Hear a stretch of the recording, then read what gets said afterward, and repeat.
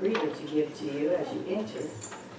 And today is the first Sunday in Advent, and my message title is called Belief in Things Unseen.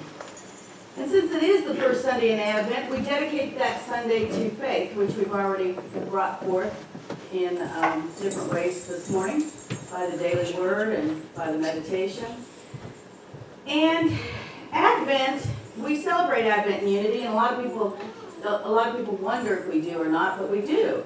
Because Advent is a season observed in many Western Christian churches as a time of expectant waiting and preparation for the celebration of the birth of Jesus Christ. Now, the term Advent is an anglicized version of the Latin word Adventus, which means coming. And what they're referring to is the coming, of course, of the birth of Jesus. And in unity, metaphysically, we know that the birth of the baby Jesus, I should say. So we know that the word baby or birth means a new state of consciousness, innocent and childlike. And what a perfect day to have a couple of kids in church. Because that's what we're going to explore today, that childlike innocence that is within us, that is longing to come forth. And also we're going to explore why I'm giving you these little Christmas bells. But for right now, what we need to do is affirm our statements of truth together. If you will with me. I am a child of God. I am deserving of good in my life. I am accepting my good now.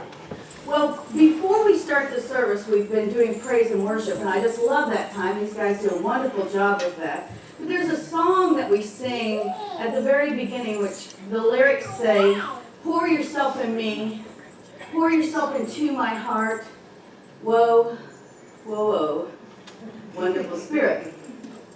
And the thing about those lyrics is, for me, is that it is that opening of the Spirit of God moving in and through me. It's not so much of God pouring into me, because I know God is already within me. It's more of me pouring out that Spirit of God that is within me, moving through me as me. And when we are open and receptive to that, it begins to shift our energy, begins to shift our mood, begins to shift everything that we know, and we begin to center on the truth that we know that is within us.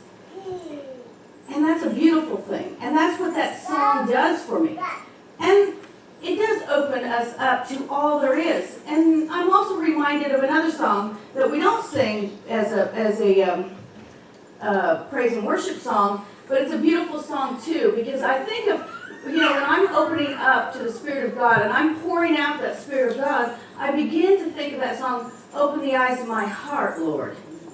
Open the eyes of my heart. I want to see you. I want to see you. And I don't know how many of you have ever seen God, but we see the expression of God all the time. And we might not visibly be able to see it. Some of you might have seen God. It's all that own experience that we have. And that's what's powerful about these words. Opening the eyes of my heart. It gives us a new vision, a new place to come from. And that's what Advent's kind of about opening all that up to seeing life in a whole new way. When we look around at all there is around us, we see all the possibilities and all that there is for us to experience. And that is just a new vision for our eyes, but the eyes of our heart open up because, just like Reverend Warren said at the beginning of the service, seeing all the faces and all the differences, yet we all know that we are one. So in those differences, we see that we are one and that we behold that.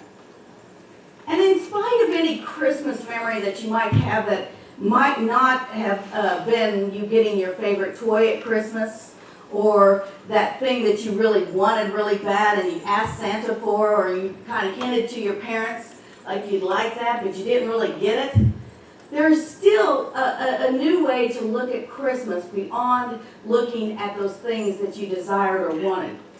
You see, because God wants us to have all that we desire. And even though we might not have gotten that favorite toy that we wanted, there was still more there than maybe we saw, or maybe that we shared, or maybe that we were.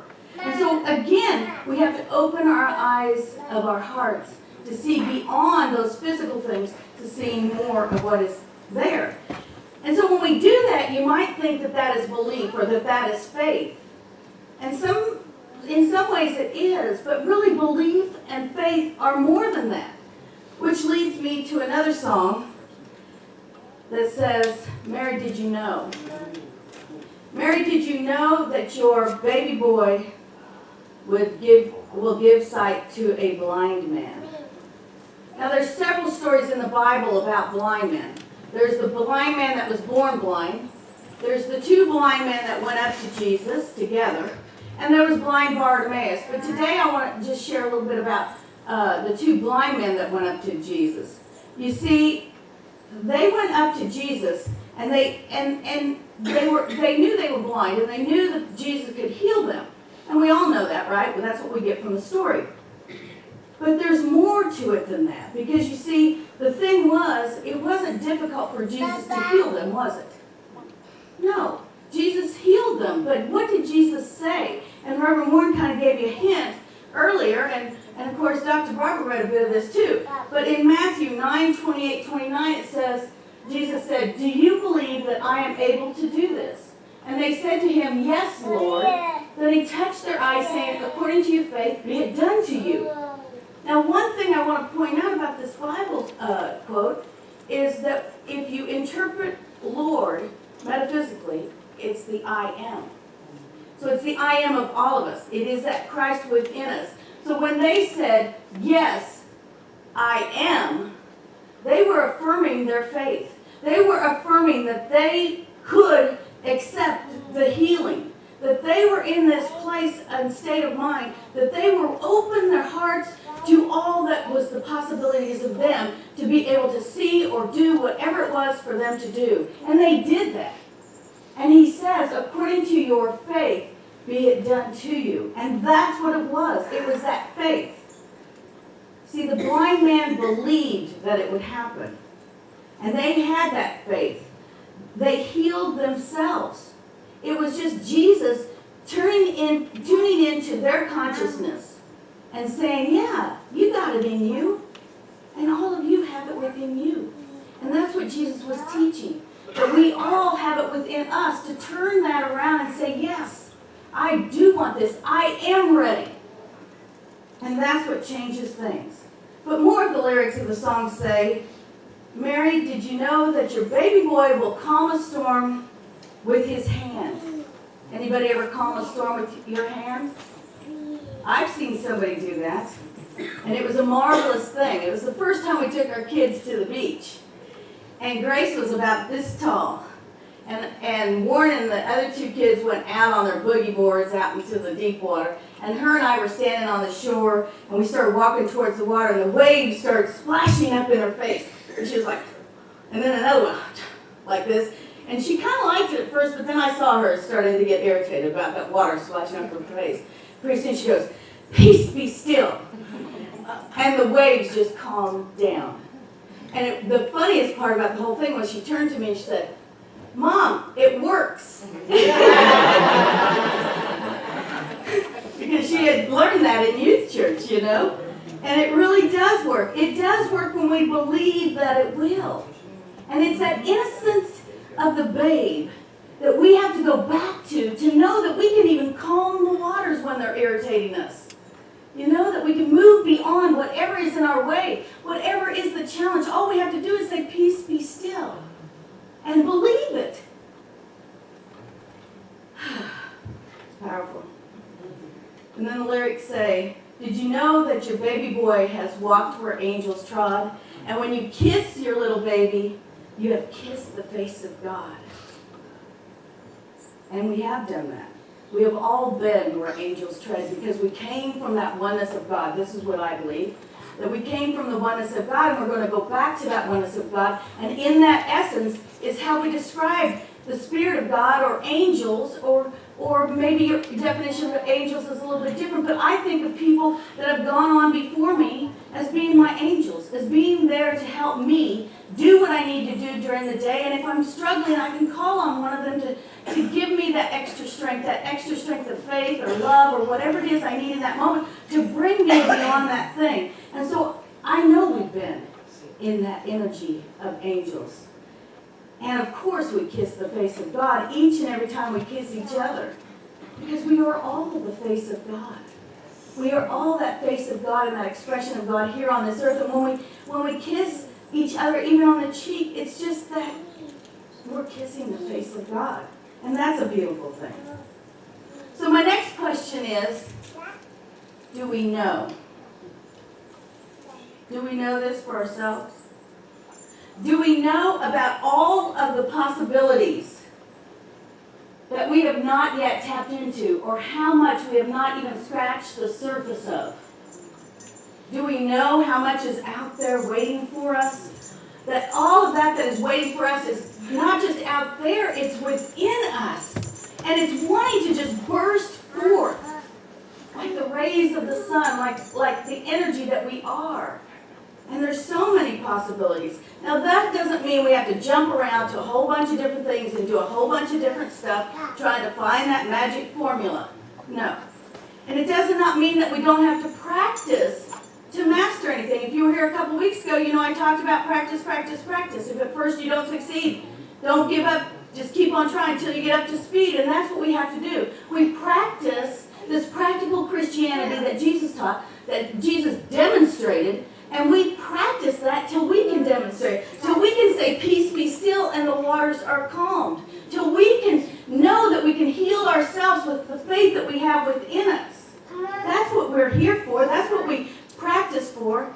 And I do believe that Mary knew.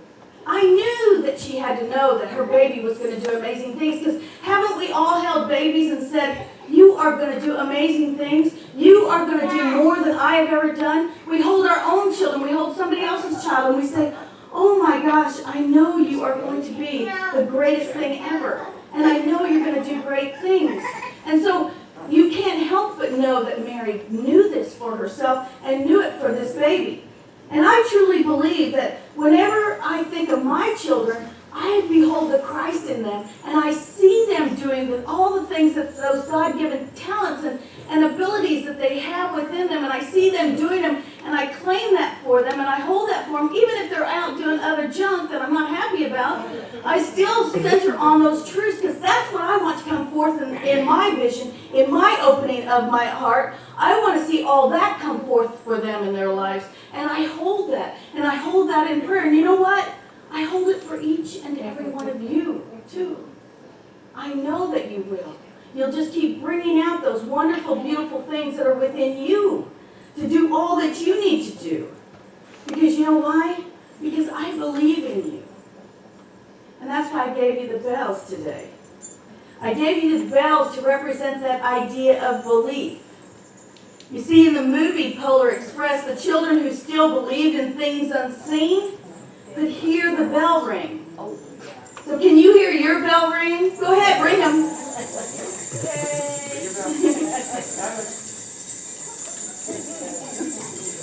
Isn't that beautiful? Yeah, and it's a beautiful thing to be able to hear them. But on the other hand, you know I have to go there. My questions for you are, when in your life have you not heard the bell ring? And perhaps you're not totally clear of what I'm asking, for those of you that not, but I heard a lot of so I know a lot of you are on the same page. But for instance, whoops, there you go. When in your life did you not try something new because you were afraid or unsure? Or should I say lacking in faith? When in your life did you sit on the sidelines not participating, when in your heart you wanted to jump up and jump in? Have you ever been there? Yeah, you've got to fail. No, he's never been there. That's what we got to go back to. And when in your life have you chosen to be sad, grumpy, or mad instead of choosing joy, peace, or happiness? It's our choice. You know, we can get up in the morning with a smile on, or we can get up in the morning with a grump on. So it's up to us. And we get to choose. And that's a beautiful thing that we get to do that. But Fillmore tells us this. Belief is an inner acceptance of an idea as true. Belief is closely related to faith. And belief functions both consciously and subconsciously. So you see, belief works within us. in our conscious and subconscious mind to help us start the process of true faith. And sometimes we can easily determine if something is true, can't we? Sometimes we can say, yeah, that's exactly the truth. That's exactly what happened. That's true. And then there are times that we want the proof. You know? We're not going to believe it. We're going to sit there and go, not true. They're not telling me the truth. Or no, that's not true. Or somebody's telling you something and you're looking at them like, are you crazy? Do you think I'm going there with you? No. I know that cannot be so. I know I don't believe it. So what causes us to go there? You know, why do we want proof? Why can't we always just turn into that power of belief? You know, if belief takes us to faith, then why can't we always just go to that idea of belief and turn within and know if something is true or not, and not have to worry about whether it is or not? We don't have to know. If our kids are telling us a story, do we really have to know if it's true or not? No, because what are we supposed to be doing? We go back to that, holding that Christ within, and holding them as being that expression of all the possibilities that they are. And we release any of that stuff that we don't want. We're going to say, peace, be still. I don't want to hear your stuff. You don't even have to say that to them. All you have to do is switch your mind. It's your choice. It's like grumpy or happy. Which one are you going to choose? So we get to choose. Are we going to listen to it and believe it's true? Probably not. But do we have to even go there and say, now you're telling me a story. I'm not going to listen to this. No, we don't even have to go there. All we have to do is switch our energy into beholding that Christ within them and seeing them as whole and perfect in all that they are. Well, there's that song in the movie, The Polar Express, that I really love. And Jez is going to sing it for us after this message. But it really helps us understand more about the concept of faith and belief. Because you see in the movie, The Polar Express, one child, the lonely boy, played by Tom Hanks. I don't know if you watched the movie. But anyway, he feels like something's changing within him. And he is fearing that he is losing something, okay? And he can't hear the ring in the bell. And yet, he doesn't want to stop trying to hear the ring. He keeps shaking it and he wants to hear it, but he doesn't want to stop. He wants to still believe in the magic. He doesn't want his childhood to disappear, and so he jumps on the train. But what is revealed to him is really powerful, because what is revealed to him is that he has not lost anything, and he never will lose it as long as he believes. Yeah. And this can apply for us too, because we don't have to lose anything. We don't have to give in to anybody. We don't have to go against what we know is true. All we have to do is believe. And we gain everything from believing. So some of the lyrics of that song are this, and I think they're beautiful, and they're fantastic. Whoops, there we go, Polar Express, there we go. Believe in what your heart is saying. Let's say it together. Believe in what your heart is saying. Hear the melody that's playing. There's no time to waste. There's so much to celebrate. Believe in what you feel inside. Give your dreams the wings to fly. You have everything you need if you just believe. Isn't that beautiful? And isn't that truth, capital T truth? And if we take this a little bit further and embellish it with the truth of faith from the revealing word, it says, faith is more than just belief. It is the very substance of that which is believed, and it works by love. Thoughts of condemnation, enmity, and resistance must be released, and divine love declared, then faith will work unhindered. You see, when we put faith into action, which is what we've been talking about these last few months, is when we let go of anything that stands in the way of having that faith or having that. We have to let go of the blame, the disapproval, the bad feelings, the hate, the struggles, any of that kind of stuff we have to let go of. And what naturally comes forth for us to express is faith and belief. It just comes forth. And it does that through the power of love. And when all that happens, when we align that way, then faith is evident. Because you see, faith is the perceiving power of the mind, which is the power to shape substance. And what is substance? Thank you. The cheater. No, it is. It's God's stuff. Substance is God's stuff. And we can shape substance into anything we desire. It is unlimited, and there is enough of that substance for you and for you and for you and for you and for you and for me and for everybody. There's plenty for everybody. There is no limit to it. And we can do amazing things with it because faith is spiritual assurance, the power to do the seemingly impossible. And this is when we can stir up enough energy to finish a job. Haven't you ever been doing something and you think, oh, I'm just too tired, I can't finish? But then you kind of stir up that power and we get that energy going, we get it done. And then when we get it done, what happens? We are so elated that we got it done and we stirred up that energy. And it can be when we fail and fail and fail at something, but then when we finally do accomplish it, when we practiced enough or done what we needed to do enough, that all of a sudden we've done it and we go, yes, I can do it now. That's the same energy. It could be like the first time you ever rode a bicycle. And you get on that bicycle and you thought, oh, I'm just going to fall down. And you fall down a few times, and then pretty soon you're going, and you think somebody's holding on, and all of a sudden you find out nobody's holding on, and you are free. And it's just like that. It's like that freedom that you get. It is a magnetic power that draws unto us our heart's desire from the invisible spiritual substance. That's what it is. And when we wish upon a star, we are hoping for something, aren't we?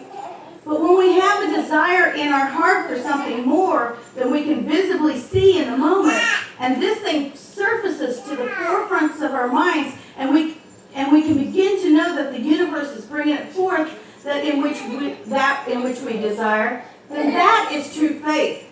It is more than belief. Do you understand that? Did I say it slow enough? I don't know.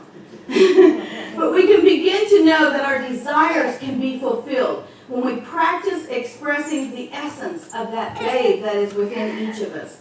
Faith is a deep inner knowing of that which is sought is already ours for the taking.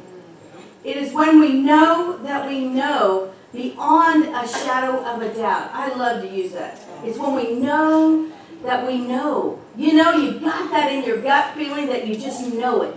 That's faith. It's like beyond just belief. And faith is when we have a clear, oh, be careful with those candles, please. When we have a clear and precise inner knowing that all is well. Some might compare the inner knowing to a mother or father's instinct. And it's similar in that our parents always knew when to reach across the car, didn't they?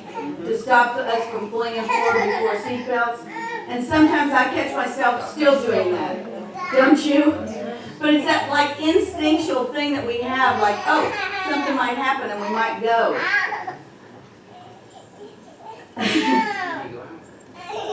And that same intuitive feeling is ours because of the faith that we are freely gifted with. It is ours to bring forth and take with every step we take in our lives to know God. From Hebrews 11:1. Now faith is assurance of things hoped for. I love the fish jumping. It's a good sign of faith, isn't it? And once we have determined what we hope for, then we can bring it forth through the power of faith. Because once we have that faith and we know, we say yes to whatever it is that we want and desire. You see, Jesus said, all things whatsoever you pray for and ask for, believe that you will receive them and you shall have them. And this Christmas season, please take time in prayer and ask yourself these questions. What are you hoping for your life? And can you know beyond knowing that it can be yours? Because when we know, we are opening the eyes of our heart so that we can pour forth all that God is expressing through us. And when this happens, we believe that we can do anything. And at that point, we are faith in action, and we truly believe in things unseen. Thank you for being here today. God bless you.